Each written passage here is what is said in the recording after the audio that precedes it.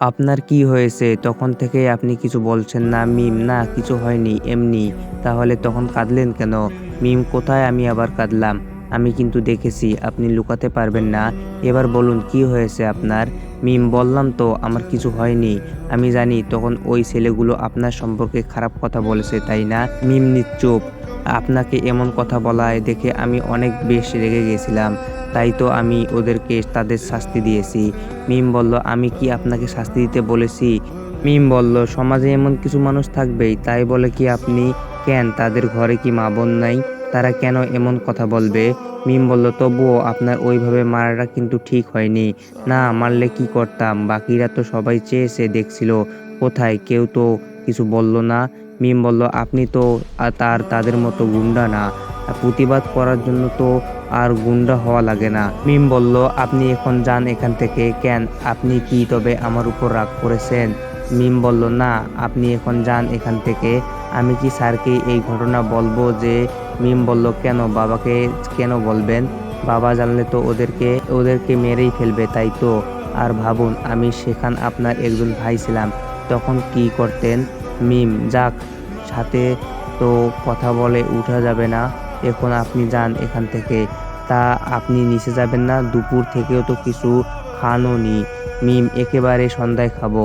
ও, একটু পর তো আবার সূর্য ডুববে।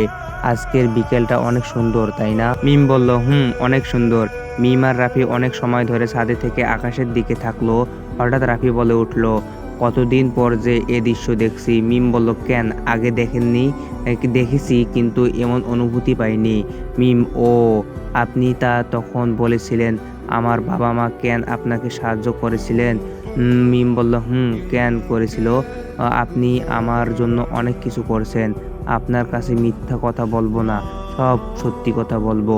মিম: বলুন। আমি আপনাকে হাসপাতালে বলেছিলাম না যে এক মিথ্যা অপবাদে আমাকে সবাই এত দূর করে দিয়েছে, আর তাও আবার আমার ভালোবাসার মানুষটাই? মিম বলল, বলছিলেন তো। আমি যাকে ভালোবাসতাম, আর এই মিথ্যা অপবাদের জন্য আমি গত ৮ বছর ধরে জেল খেটেছি আমি। রাফির কথা শুনে মুহূর্তেই মিমের মুখ কেমন যেন হয়ে গেল। সে বলল, মিম আপনি ৮ বছর জেল খেটেছেন মানে? বুঝলাম না ঠিক। হুম, যা শুনছেন তাই সত্য। কান্নার স্বরে মিম: আপনি মজা করছেন তাই না? না, আমি মজা করছি না। আর আমি যে কারণে এতগুলো বছর জেল খেটেছি তার কারণগুলো আপনি শুনলে মুখে থুতু দিবেন আমার। মিম বলল, কি করেছিলেন আপনি? আমার ভালোবাসার মানুষটাই আমাকে ধর্ষক বানিয়েছে। মিম বলল, কি আপনি? হ্যাঁ, আমাকে সকলের সামনে এটাই প্রমাণ করেছিল। মিম বলল, কেন সে আপনার সাথে এমন করলো? ওই যে বলছিলাম, সে আপনকে করেছিল পর, আর পরকে করেছিল আপন। মিম বলল, সত্যি কি আপনি? আমি আপনাকে বিশ্বাস করতে বলবো না, কিন্তু আমি তাকে আজও ভালোবাসি। মিম বলল, তা কেন সে আপনাকে সবার সামনে এভাবে? কারণ আমি তার ভালো চেয়েছিলাম, তাই। আমি তাকে অনেক ভালোবাসতাম, কিন্তু তাকে কখনো বলতে পারিনি। সেইবার আমি তার বাড়িতে গিয়েছিলাম। সে আমার আপন মামাতো বোন ছিল। তার নাম ছিল ঋতু। কিন্তু আমি যখন তাকে আমার মনের কথা বলবো, তখন সে ভুল রাস্তায় ছিল। তবুও আমি তাকে অনেক ভালোবাসতাম, আর তাকে আমার মনের কথা বলার জন্য অনেক চেষ্টা করেছি। কিন্তু মিম বলল, কিন্তু কি? আমি যখন তাকে অন্য এক ছেলের সঙ্গে অন্তরঙ্গ অবস্থায় দেখি, তাও আমি তাকে অনেক ভালোবাসেছিলাম, কিন্তু সে আমাকে তার ধর্ষক বানিয়ে দিল। মিম বলল, কেন? কারণ সে লাবিব নামের একটা ছেলেকে ভালোবাসতো, আর তাই আমাকে এমন অপবাদ দিল। মিম বলল, কিন্তু সে যদি লাবিবকেই ভালোবাসতো তাহলে আপনি কেন তাকে? কারণ লাবিব ভালো ছিল না, ও শুধু দেহটাকে আর টাকাকেই চাইতো। মিম: তাহলে আপনি কি এখনো তাকে ভালোবাসেন? জানি না, তবে আমার তার উপর কোনো অভিযোগ নেই। মিম বলল, কেন অভিযোগ নেই? তার জন্যই তো এসব। এই জন্যই অভিযোগ নেই, কারণ আমি তাকে নিজের আপন করে নিতে পারি নাই। মিম বলল, তাহলে এই জন্য আপনার বাবা মা আপনাকে ত্যায্য পুত্র করেছিল?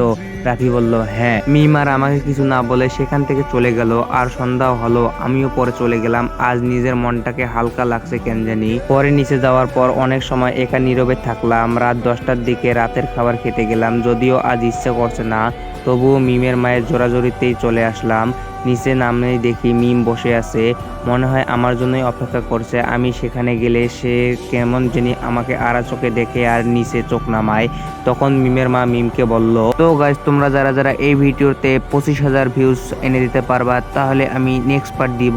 তো আজকের মতো বিদায় নিচ্ছি, ভালো থাকবেন সবাই, আসসালামু আলাইকুম।